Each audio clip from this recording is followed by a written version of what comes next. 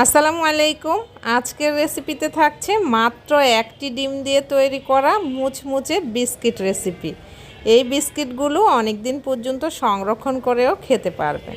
প্রথমে একটা ব্লেন্ডারে জার নিচ্ছি, 1/3 কাপ পরিমাণ চিনি দিচ্ছি, 1 টেবিল চামচ পরিমাণ গুঁড়ো দুধ, পরিমাণ মতো একটু লবণ দিয়ে দিচ্ছি, তেল দিয়ে দিচ্ছি 2 টেবিল চামচ পরিমাণ। এখন দিচ্ছি একটি ডিম। এবার দিয়ে দিচ্ছি 1 চা চামচ পরিমাণ ঘি দিলে এই বিস্কিটের ফ্লেভারটা খুব সুন্দর আসে। ফ্লেভারের জন্য সামান্য একটু এলাচ গুঁড়ো দিয়ে দিচ্ছি। এবার ব্লেন্ডারে খুব ভালোভাবে ব্লেন্ড করে নিচ্ছি।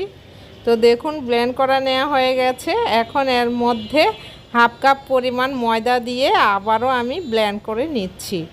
এবার মিশ্রণটিকে একটা বাটির মধ্যে নিয়ে নিব। এই মিশ্রণটা কিন্তু অনেক আঠালো। এর মধ্যে আরও যতটুকু পরিমাণ লাগবে ময়দা দিয়ে তারপর একটা খামিরের মতো তৈরি করে নিচ্ছি।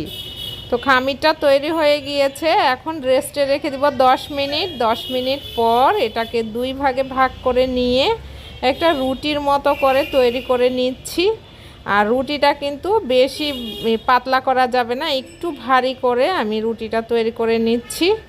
এবার রুটির উপরে সামান্য একটু সাদা তিল দিয়ে তারপর আবারও খুব ভালোভাবে বেলে নিচ্ছি উপর দিয়ে। আর এই রকম একটা গোল সাইজের কাটার দিয়ে কেটে নিচ্ছি।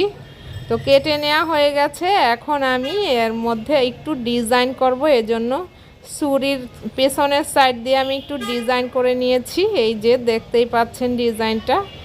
এখন চলে যাব চুলায় ডুবো তেল নিতে হবে।